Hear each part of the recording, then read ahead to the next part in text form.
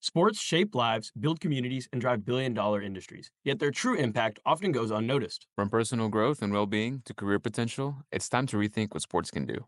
This is the Why Not Sports Podcast. Welcome to the Why Not Sports Podcast, a podcast where we dive into the community and business side of sports. Today, we're honored to welcome Fernando Palomo. Fernando Palomo is one of the most recognizable voices in international sports broadcasting. He has served as a lead commentator for ESPN Deportes and ESPN International over 2 decades. From hosting Fuera de Juego and Sports Center to calling some of the most iconic matches in World Cups, Champions Leagues, and Olympic Games, his voice has become synonymous with global soccer. In addition to his work with ESPN, Fernando is the voice of EA Sports FC, formerly known as FIFA, which is the most played sports video game ever, reaching hundreds of millions of fans around the world. He is also the host of ESPN's Nos Ponemos las Pilas podcast, where he brings thoughtful and global, conversations to the sports stratosphere. A proud Texas A&M graduate and former member of the Aggie track and field team, Fernando represented El Salvador in multiple international championships, including the 1995 World Championships in athletics. In addition to that, he's held his country's national record in javelin since 1998 and was recognized with the NCAA Silver Anniversary Award in 2021. Fernando Palomo brings a unique blend of insight, authenticity, and passion to every broadcast, highlighting the stories and moments that give sports their deeper meaning and lasting impact. Fernando Palomo, welcome to the show. Thank you, guys. Grateful to be on your show and congrats on the endeavor. This looks great. Sounds awesome. Yes, absolutely, Fernando. And, you have an amazing story, Fernando. So let's dive into it. What's your sports story? My sports story. I believe I'm still a kid dreaming about sports. Started as a dream to go to the Olympic Games and as an athlete, and it's evolved to where I am now and what we've built with my family, my whole family, my mom, dad, and my wife and kids, and what we have been able to create, because it's not a one-man show. It's a whole enterprise of people that work around me or with me to make this happen. And what we've built now is again, a brand of somebody that wants to dream about sports every day. That's my sports story. Absolutely. And can you tell us, a little bit more about, growing up in El Salvador? How did you come to the U.S., and what drew you here? Well, growing up in El Salvador, that was back in the 1980s. And it was a time where, I don't know, my access to sports was through television, radio, and newspapers. Right. And I dreamed about the places that I saw in those medium. Not only I'll add magazines in there. I wanted to be front row seat, if not right in the middle of the action when it came to being in the best event. Wanted to be an athlete. I wanted to go to the Olympics as an athlete because television showed me what the Olympics were about. I grew up in El Salvador watching sports documentaries produced by Bud Greenspan, created a series of Olympic documentaries that showed what the Olympics were about in black and white. And up until that time, who the biggest Olympic stars were. And I wanted to be one of those Olympic athletes, right? So 12 years old, I asked my dad to take me to the track at the National Stadium and run around. Because I wanted to see what a track was like and how fast I could run around a track, all because I wanted to start building a career in track and field, because I thought that was a greatest route to take me to the Olympic Games, because they had this event called the decathlon that allowed you to be in an Olympic stadium for 2 days competing in 10 different events. And I wanted to do that just because I wanted to be in the Olympic stadium for 2 days in a row. I thought 100-meter runners just are there for 100 meters and then they exit the stadium. Why not just stay there for 2 straight days competing? Never realizing that I was slow, I wasn't strong, I wasn't, jumping far, but I pushed myself to try to become one of those, right? And that gave me the opportunity to knock on the door of the track team when I was accepted at A&M, to walk on the team, learn from the best. Coach Juan is still there. Juan de la Garza is still at A&M, and he showed me how to become a serious athlete, and that took me to World Championships, and that took me closer than I could ever imagine from going to the Olympics. I never went to the Olympics as an athlete, but that built, laid the bricks down for the road that ended up leading me to what I do now. I wanted to be involved in something that had to do with sports, and second best thing to being an athlete, I guess, was being an announcer in the stadium that told the people that saw the thing or heard the broadcast what was going on inside. Right. So here I am. Yeah, absolutely. And kind of with all of your success, one of the key things that you've talked about is time management. You said that we have the same 24 hours that Mother Teresa and Albert Einstein have.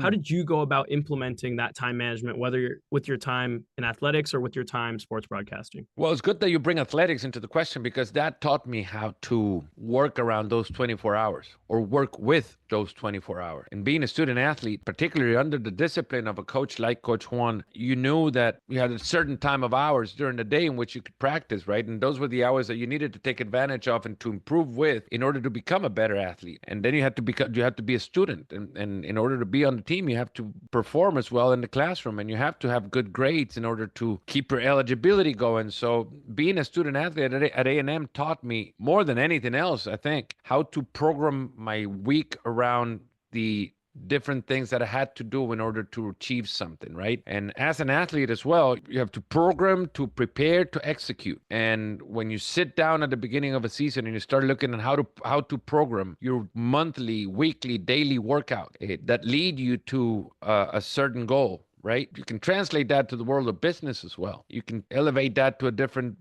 boardroom, and you're planning on reaching a certain level of success in that particular business. Well, you have to program to make it to that success, right? You program and then you prepare yourself by executing every day and try and achieve the goals that you need in order to make it to the bigger goal. So track showed me how to manage my time, because I knew I needed to do good in school. I knew I needed to do great in track, and I knew I wanted to socialize and enjoy the college experience as well. So it was all about, how to it's a word I can't say in English, to be honest. I can't say it in Spanish either, but you know what I mean? Putting in compartment everything that I do during the day. Compartmentalize, whatever. You guys get it. Yeah.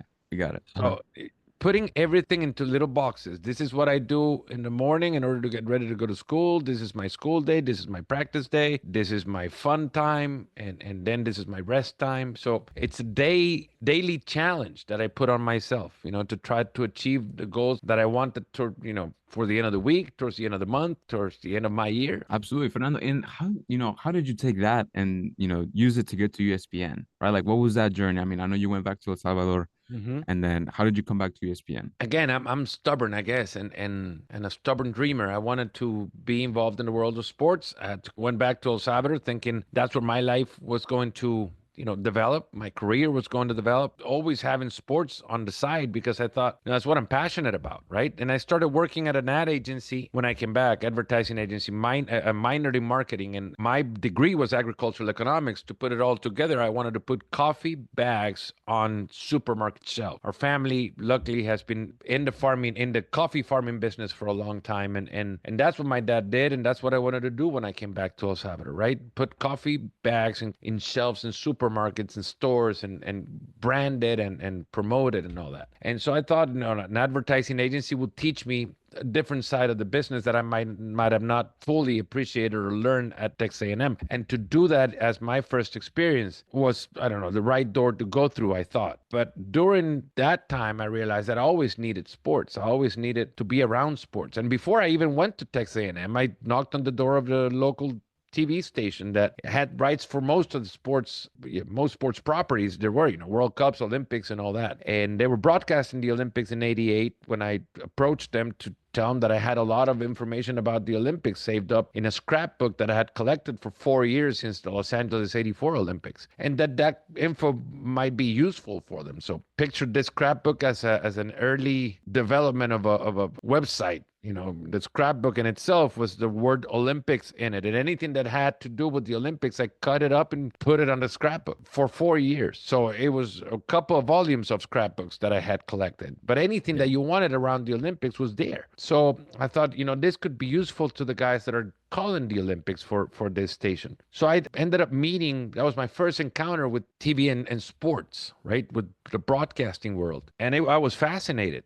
I fell in love with the thing, and then that stuck. They gave me a chance to start calling some sports on TV, even at a young age. I was a junior in high school when I was calling, track meets on TV for the whole country, and that developed a little bit of a passion to work behind the microphone. But I never thought I would develop a career around it. I thought it was just a hobby. So when I came back, I still picked up on that job. I still went on and did some things at the station. And when I decided that sports was something that I really wanted to be around all the time, and I went out and sent a bunch of resumes, and ESPN actually answered. They answered because they saw my experience as an announcer on my resume. So that's pretty much the gist of how I got into ESPN. They called I was lucky. I was definitely lucky. Yeah, absolutely. And you mentioned in your story that there was kind of a switch that flipped when you knew that sports could go from just a hobby into a career. What sparked that switch? Well, the fact that a company like ESPN was interested in what I did, and not only were they were interested, but they also liked what they saw when I first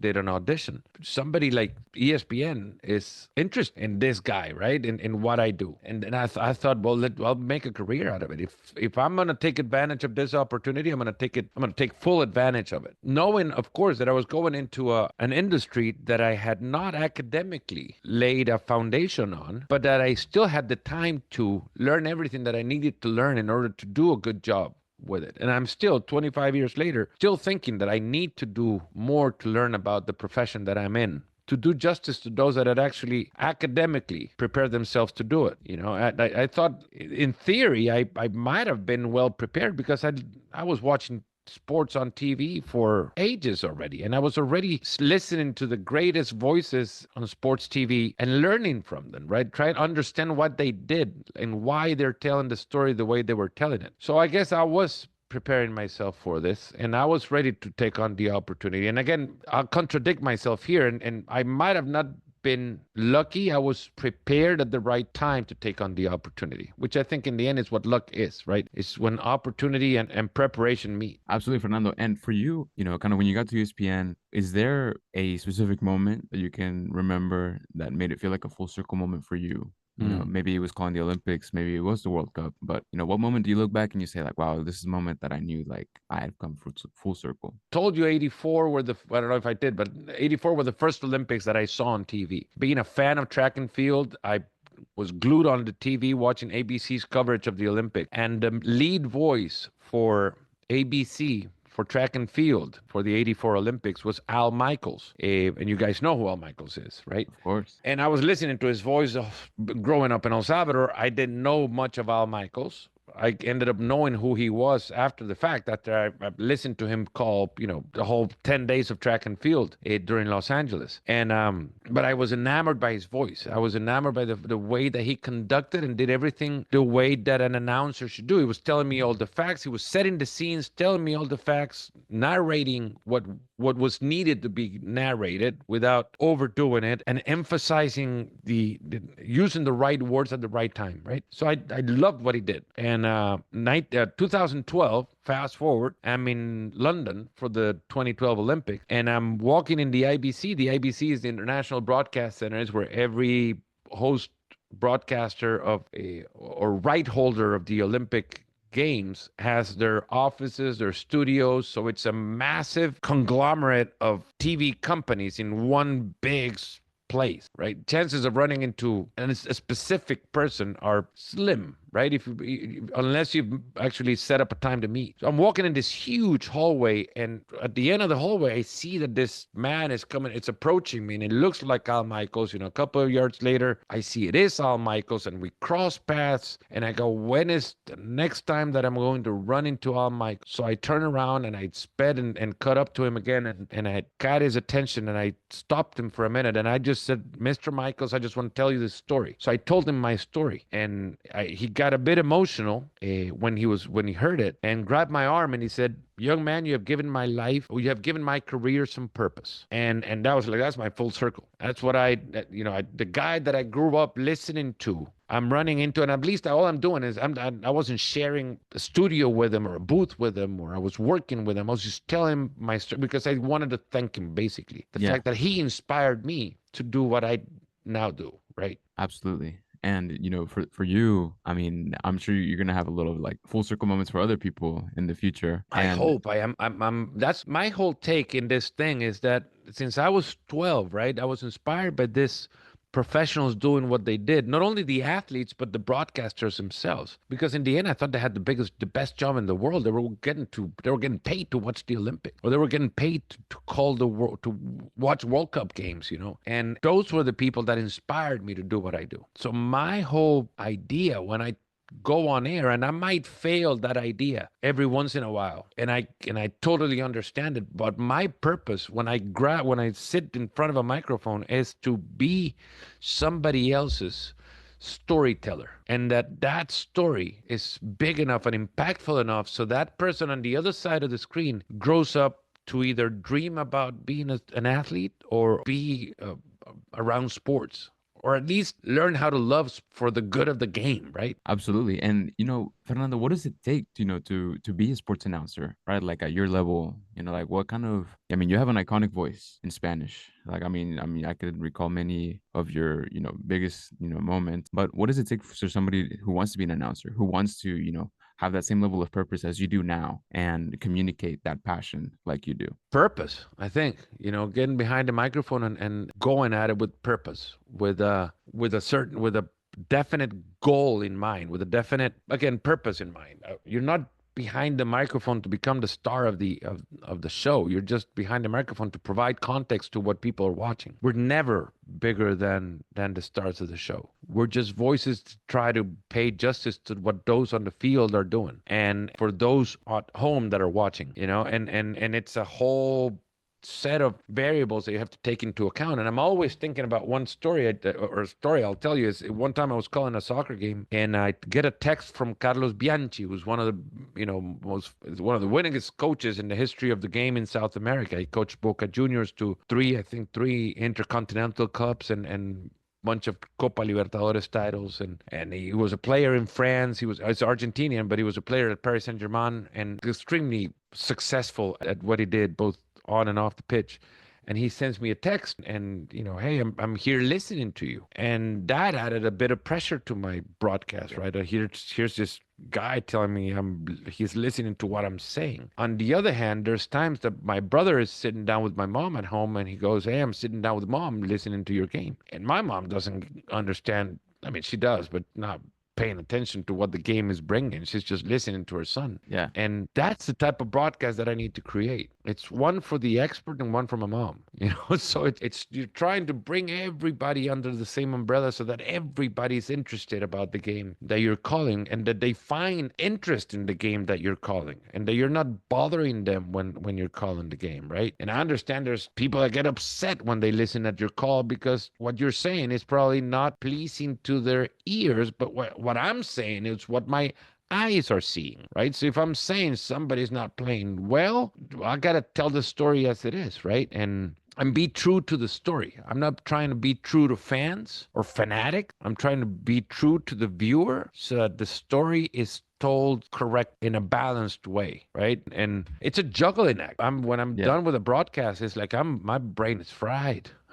Yeah, so kind of adding on to the juggling act, how do you go about balancing kind of narrative, storytelling, statistics in your preparation for big games? That's interesting. It's never overdoing everything, right? It's finding a time. The game will provide itself. Sports are different too. Baseball allows you to tell a lot of stories because there's a lot of pauses in between. Football allows you to analyze a lot of the game and maybe throw in a bunch of facts in stats form because, again, there's a lot of breaks in between plays. Soccer is ever flowing. There might be pauses there for throw-ins, corner kicks, or whatever, but it's always flowing. It's a continuous game. And my first job is to tell the audience who's in possession of the ball, right? And then once I've established that the audience should know who's in possession of the ball, I lay off of that and I start contextualizing what the game is about. And why is it important? And why is it important for some players more than others? And why the coach, that's not my job, but to pitch it to the commentator or the analyst to say, why the coach made certain decision with certain players in order to play the game the way they're playing it. And then it's trying to understand all the facts, trying to know all the facts.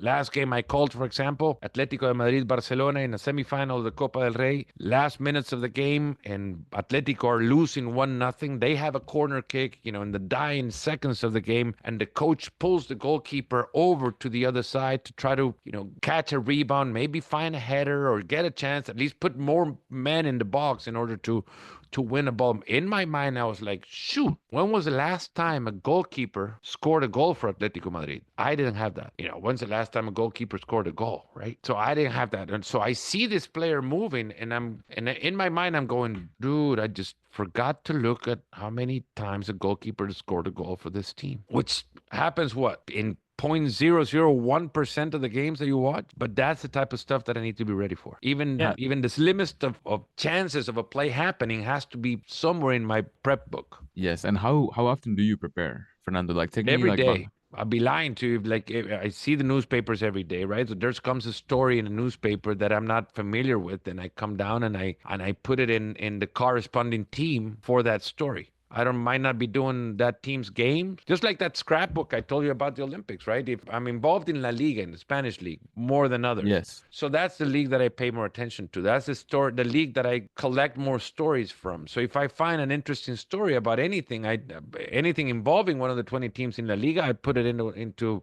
the corresponding scrapbook, right? Into the corresponding team. And then whenever I have that team, I have the story to tell in that game for that team. The story might not come up at that point, or it might, right? And I can tell it, but it never dies because it might be interesting enough to tell it again the next game, right? Because audiences renew themselves. Absolutely. And Fernando, like what does it look like, behind the curtain for the games that you do? Like what's the travel look like maybe, in like La Liga year or just on a World Cup? World Cup year, like what does that look like for you? Well, behind the scenes, when I'm about to call a game, I'm focused on what I'm calling. I might turn into this, arrogant individual probably that doesn't want to talk to anybody because I'm focused on the game at hand, right? You might find this interesting. The bigger the teams, the more relaxed I am because again, I know the stories more than I don't, right? So I think I have all the information at hand, so I'm more relaxed. I'm always grabbing a cup of coffee within an hour of the game, and I have my things. I want to be ready half an hour before the game with the lineups already written down in my piece of paper with my handwriting. They might be giving it to me, handwritten by somebody else. I'll grab another piece of paper and I'll handwrite it myself because that leads me to, process information that I have in my mind already for the names that I'm writing down. So I write the name of the goalkeeper. Okay, what's the story about the goalkeeper? Then I move on to the right back, and then I go position by position, knowing what I'm going to say about those players. And that process kind of helps me fine tune the information that I'm going to bring in for the broadcast. As what it is like behind the curtains. I don't know. The bigger the game, I might just tell you I'm more relaxed. Well, I'm more relaxed leading up to the game. The couple of days before, I'm trying to find as much info as I can from however many resources I can use to get information from. Yeah, absolutely. And with the media landscape evolving so much, has your preparation evolved or has it stayed pretty consistent? I think it's evolved to embrace the technology that's out there for us to reach out and prep more games with, or prep the games better with, right? There's, with all the growth of data available for us to study as announcers, right? For one particular sport, in this case, soccer, there's many platforms that provide enormous amount of information when it comes to data gathered from games. So the study from that point of view has increased, right? It's not only how many goals or assists a player has, it's so many other variables that are studied closely. Speed, number of touches in the area, number of touches in certain zones, the number of touches each player has, and relations each player has with each of their teammates when it comes to passing the ball around. So there's a lot you can learn about the data that's out there. So you have to embrace it. Again, in every sport, I guess there's sports that are more in tune with, in which broadcasts are more in tune with providing information to viewers, and viewers are more educated at receiving that information when you're watching that particular sport. And we've talked about them earlier: baseball, football, even basketball. With football, with soccer, you have to be careful when you bring in the information. When too much information is way too much, right? And there's some information that takes time to process or explain, and that could probably have viewers tune out easily if you get into that. So, using information sparingly and accordingly as well. You might have the best stat out there, but the game doesn't present itself for you to show the stat. Again, going back to what I said, you're not the star, nor is your preparation, nor do you want anybody out there to know, oh, this guy is so well prepared. Look at the stat he brought in. The stat might be irrelevant to the game. It might only be relevant to the announcer, but irrelevant to the game. If you keep yourself, focused on the idea that they didn't do that at the beginning of my career. I was like, oh, I want to show people how well prepared I am. And I was blasting information left and right. It was too much. You got to learn how to process it and understand how to deal with it. But to your question, with all the platforms out there, some announcers might be scared about AI. I'm trying to learn about it to see how I can make better use of it. Oh, they're saying that they can copy your voice, and then your voice can be copied by AI. And then I'm like, great, why don't we do something with it, right? Let's start using my voice in ways that can help grow audience. Yeah, absolutely. And Fernando, your voice is super, transcendent in FIFA as well. I mean, I grew up in Mexico. I played, every week, with my friends. EA Sports FC now.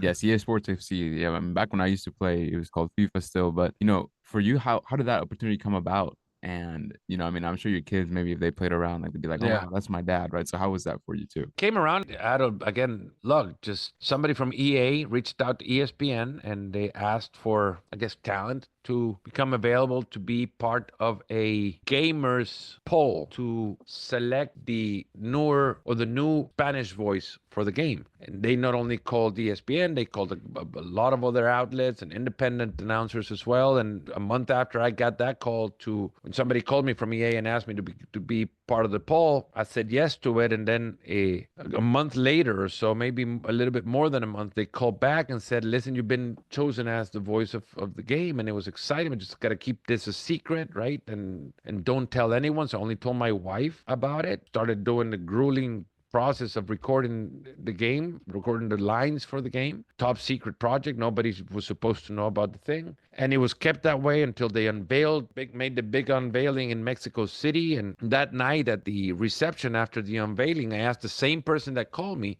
how the poll had gone, what the results of the poll were, right? So basically a little bit of ego playing here, who came in second or how far second place, right? And the guy said there was no poll because I was the only one that had said yes to it, because he said others were asking if the poll results were going to be made public, if what happened if they got second, or that they needed to just be handed the job and not be picked by anyone, and that I'd been the only one to have said yes to the proposal of being part of the poll. So that's how that happened. And then we recorded the game came out. I had it with me, but I waited until the launch date, right? So I pretended that I've gone and bought it at a store, and we put it into the console, and the kids were with the remote controls, and in comes the voice, and I remember it vividly. The kids were, I don't know, 10 and 8 or 8 or 9 and 7 or something like that. They just looked at me like, what is that, you? Like, and just the look in their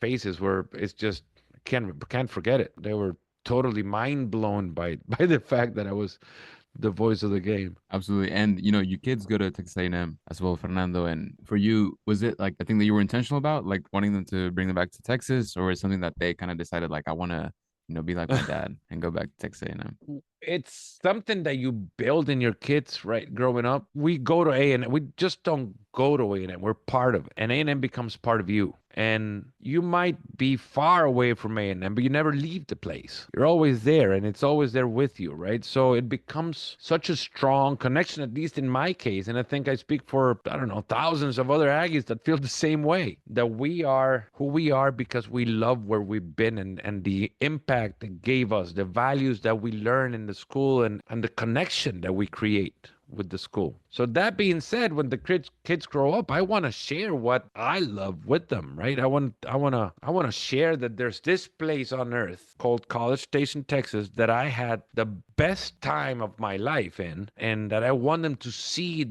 that holy ground where I walked on, so that they can see what I did. But it starts becoming a part of our daily life, right? It starts becoming part of us. Falls become, the regular cycle of football, and then we move into basketball season, and then we move into baseball season, and some years are better than others. And there's always track, and since I was a member of the track team, there were always track meets as well that we would go to and visit. So it just starts becoming part of the family. So when it comes to applying for schools, I left it all open for them. I'm not going to say who, but I even said, let's go visit TU, right? If not that they wanted to go there, it's just that I figured we're going to leave the door open and have all the options, even that option available. But when it came to pick where they wanted to go, they both picked A&M. I don't think I had any sort of pressure handed over to them to do so, but they're having, from what I can see, they're having a great time, and and they're enjoying it. And I think I'm just hoping they're going through their experience, not mine, and they're building their own path and they're walking on their own grounds. Yeah, so kind of you hit on the power of the culture at Texas A&M, but also you've been involved kind of commentating across cultures within the global events. How do you go about adapting that broadcast across the cultures and, making sure that it hits to every single person? You kind of hit on the professional side compared to your mom, but how do you do that within a cultural setting? Well, respectful, I guess, and knowledgeable of the cultures that you're talking to.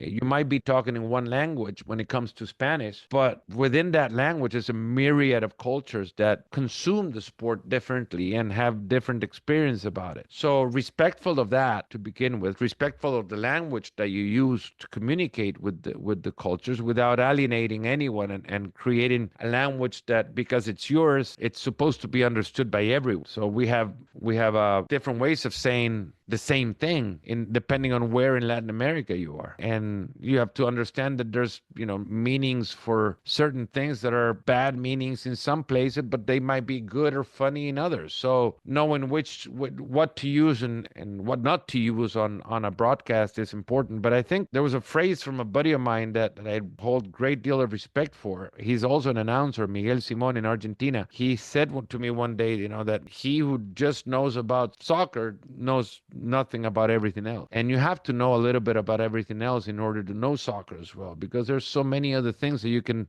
within the context of a broadcast, you can bring in, not because you're bringing in your knowledge, but because you're decorating with your knowledge the sports event that a person is watching. Understanding, the different holidays in different parts of Latin America and what they're celebrating. Mother's Day is celebrated at different times in the region. Father's Day is celebrated at a different time in the region, or national holidays might be of particular interest to a region that you're going to with that broadcast. So acknowledging the fact that you are knowledgeable of the fact that they're going through a national holiday, even tragedies or commemorations or celebrations or happenings, events that might be happening, so you got to keep your mind open to embrace a lot of information and always be curious enough to learn more about not only your game, but about the world. Absolutely. And Fernando, I'm really curious. Do you have a single match or call that, kind of defines your career? Like, which is your favorite, call or match of all time and why? Well, there's some that are impactful to me because I came out of them with I would say, a newly found appreciation for what I do.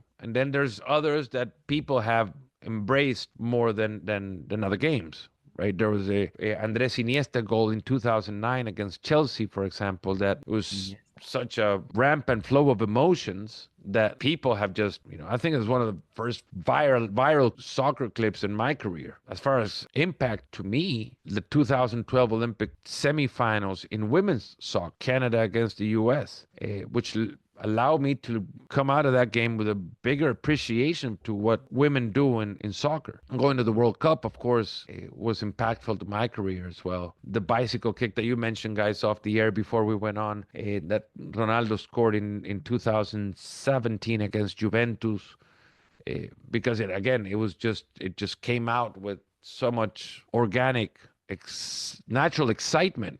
Because not that I'm a fan of either or we're a fan of either team. I was just a fan of the moment. What is it that this guy can't do on a Champions League night, except for scoring, a goal from a bicycle kick that, I don't know, it was just memorable. And again, those things stay with you just as long as the words that you have used to describe them or to accompany them, because you have the images right in front of you. So you don't need any description. You just need the words that could better frame that picture. And if I can come up with good words that frame a great picture, I'm happy. Yes, Fernando, thank you so much. And as we're transitioning here to the end of the podcast, what's a piece of advice you would give to a young journalist that's trying to break into sports media? Create a brand, right? Build a brand. Build your personal brand. Who are you?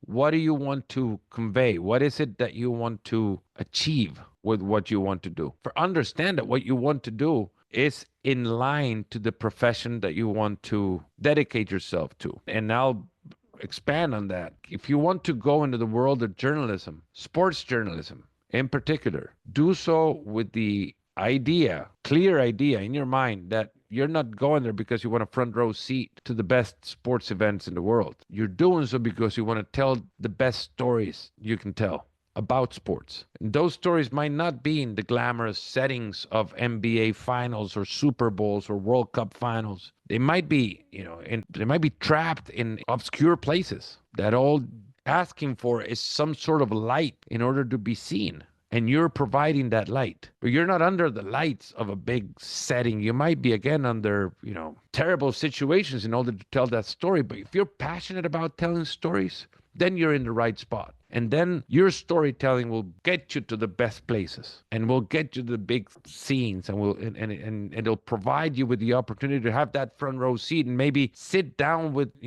bigger idols of the sport and chat without a microphone in the middle. Just chat because you ended up befriending them because they trust you, because you tell good stories. But if you're there just because you want to get a credential because you want to go to the World Series, you're in the wrong spot. You're in the wrong spot. But there's a lot of stories to be told. And believe me, they can take you places. Yeah, and kind of one of those big places, obviously, is the World Cup. And we have that coming up in the U.S. in 2026. One of your favorite quotes that I was able to see before in our preparation was that the passion of Texas A&M football fans rivals that of Europe's top supporters. What do you think it'll take for Americans to channel some of that energy into soccer as they prepare to host the world's biggest sporting event? Well, understanding who's coming, right? What the World Cup is about. It's the biggest sporting event there is. A president of FIFA, whom I would say I don't agree with most of the time, I do agree with what he just said not too long ago, that the World Cup is 104 Super Bowls crammed into 1 month. That's what it is, because every game for every national team and for that nation in particular, whichever that nation is, if they're passionate about the sport, that game is going to feel like the Super Bowl. And then they're going to get a chance to play 3 games and maybe some more if they end up coming out of the group stage and into the knockout rounds, right? Every sporting event, every game for the World Cup would be a chance to get to know different cultures and learn to embrace them. So if you know the 48 teams that are coming, if you know the cultures they represent, and if you know the teams that they bring in and what the teams stand for, and you learn about, the different actors in this play, you're going to have a blast. You're going to have an experience of a lifetime. Something is coming up, and in the state of Texas, there's a great summer coming up. The Gold Cup from CONCACAF is going to be played in Austin, Dallas, Houston, amongst other cities in the U.S., but mostly in these 3 cities, right? And that's a prelude to the World Cup itself, except for there are countries in our region, the U.S., Mexico, Canada, and Caribbean and Central American nations will be coming in a year to go to the World Cup. So that's a great way to get started. It was just announced that the Women's World Cup is going to be hosted by the U.S. in 2039 or 2039. I just said the right. I corrected myself when I wasn't even wrong at the beginning. It was 2039. Just sounds so far away. I think that's the first time I've ever said 2031. So when it comes to big sporting events, the biggest sporting events in the world, they're going to be here in America in the coming years. Olympics in 2028, the Winter Olympics in 2034. I think it's going to be fascinating to be around the world of sports in the U.S. Absolutely. And Fernando, while we do this podcast, the thesis is why not sports, right? So our question to you is why not sports? What makes this industry and these stories so essential to who we are, and the message that you want to convey? Well, to your point, and the fact that we're in an academic institution, right, as big as Texas A&M, and you guys are part of the Mays Business School Honors Program. Congrats to you on that. It's that sports is not just men or women catching a ball with a mitt or batting a ball or throwing a ball to a hoop or passing the ball around. It doesn't have to deal with just that. It doesn't have to deal with those that are on the bench only. It doesn't have to deal with opening a stadium up and selling tickets to go into the stadium. It's an industry that has evolved in such a way that is all encompassing. And in this age of distraction, it becomes an engine to capture imagination, because it's a live spectacle with an unscripted play in front of you. you can't predict where a ball is going to bounce. You can't. You might get it wrong because it's unpredictable. It's never an exact science. You can never get two games that are alike. No game is the same as the other. So you're gonna get, every game is different. It's totally different, and they're all unscripted, and it's competition.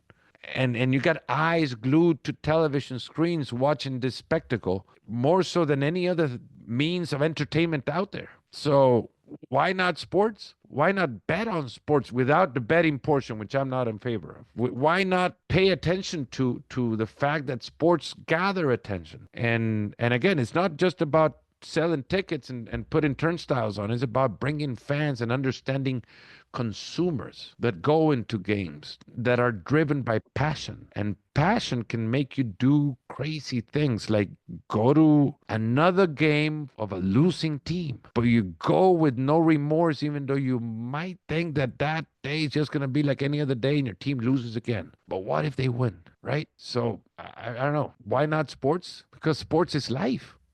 It's like that Ted Lasso character, right? Football is life. Yeah, Sports absolutely. is life. Fernando, thank you so much for joining us. Kind of the last thing we want to do on our podcast, as we're both from A&M, is there anyone that you want to send good bull out to, a shout out, just thanking anyone? Well, thanking my coach, Chico de la Garza, who built the foundation of who I am. Coach Henry at the track team, the old Ags that are still around, and at the SID department, Brad Marquardt, who have, over the years became friends. Steve Miller, those guys that were around in the old days that are still around at A&M and that make me want to come back, even though my excuse is to go see the kids. I always want to have a chance to run into them because they bring back the best memories possible. Yes. Fernando Palomo, thank you for joining the show. Thank you, guys.